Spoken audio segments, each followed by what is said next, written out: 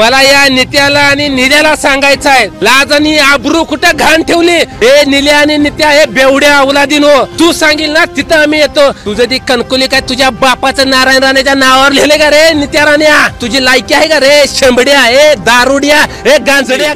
नितेश राणे आणि निलेश राणे यांची पत्रकार परिषद बघितल्यानंतर त्यांच्या तोंडावर 12 वाजलेल्या होत्या.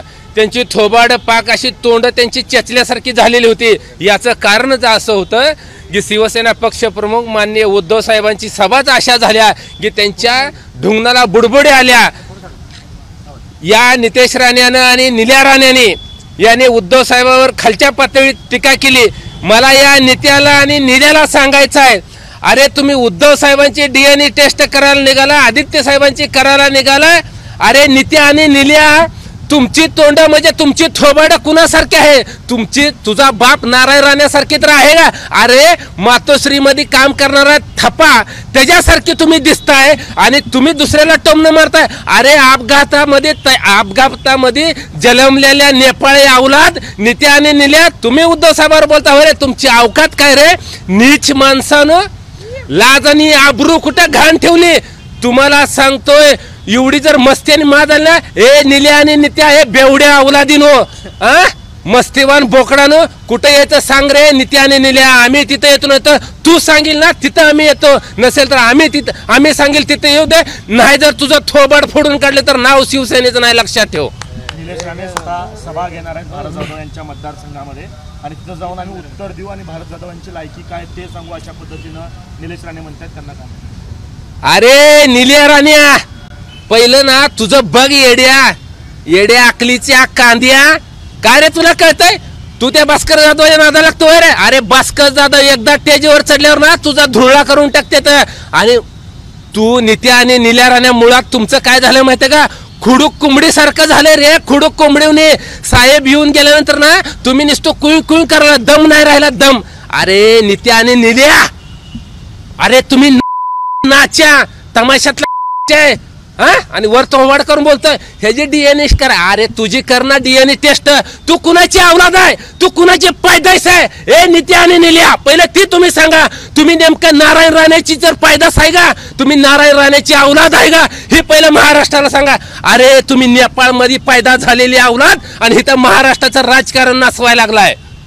नितेश राणे आणि निलेश राणे म्हणले की नसबंदी झालेले कुत्रे काल या ठिकाणी आले होते आणि त्यांनी सभा घेतलेली आहे. कुठेतरी उद्धव ठाकरे असतील किंवा सर्व शिवसेने नेत्यांना नसबंदी झालेले कुत्रे असं म्हणतात. मुळामध्ये या नित्या आणि निल्या राण्याला चेमटलंय. जसं बैलाला चेमटते ना, तसं नित्या राणे आणि निल्या राण्या तुम्हाला दोघाला पण शिवसैनिकांनी चेमटलंय. आणि तुम्ही म्हणता ना कोकण, अरे तुझं ती कणकुली काय तुझ्या बापाचं नारायण राणेच्या नावावर लिहिले का रे नित्या राण्या?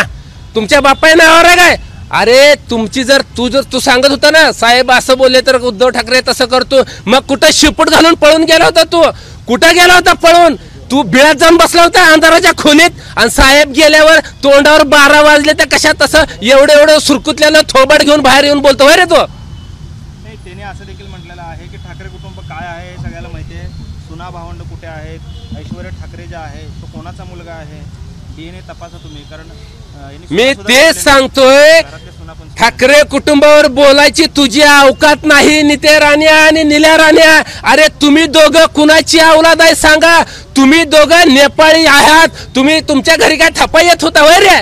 तुम्ही उद्धव साहेबांवर टीका करता. तुझी लायकी आहे का रे? शेंबड्या हे दारुड्या हे गांजड्यानो, पायात पाय तुझा अडकायला लागला आणि तुम्ही सांगा लागलाय शानपण शिकवताय.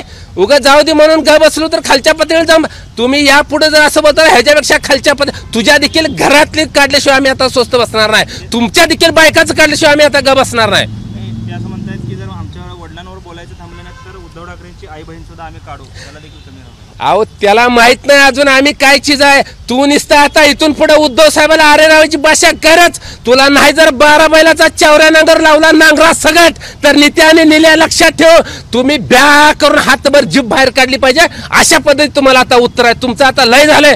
तुमचं अत्याचाराचं आणि हे बोलण्याचं माप तुमचं भरलेलं आता सांडल्याशिवाय राहणार नाही. आदित्य ठाकरे हे गे आहेत आणि त्यांना मुलाबरोबर लग्न करावं लागणार आहे असं भास्कर जाधव म्हणत होते. असा दावा देखील नितेश राणेंनी केलेला आहे. मुळात नितेश राणेच नेमका त्या आहे त्याच्यामध्येच मुळात गडीपणा नाही. अरे त्यालाच भाजपनं चावी दिल्यावर तू फडफड करतोय, त्याच्यात काय हाय का मर्दपणा सांगा ना. अरे बिगर मिशा बिगर दाढीच्या अजून तुला बिगर दाढी आणि मिशा आले ना, तुला गडी कसं म्हणाव रे, गडी कसं म्हणाव तुला. गड्यासारखे तुझ्या तोंडून भाषा शोभत नाही, ती फक्त शिवसैनिकांनीच करू जाणं. दुसऱ्याच्या जीवावर शायनिंग मारू नको.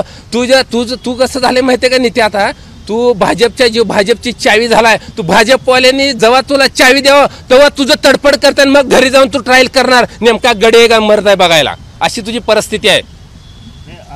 अतिशय खालच्या थराला आपण जातो असं वाटत नाही का? कारण नितेश काय हो, आम्हीच खालच्या थराला जातोय, नितेश राणे काय वरच्या थराला आहे का? नितेश राणे ज्या वेळेस मातीत शेणात जातोय त्यावेळेस तुम्हाला दिसत नाही.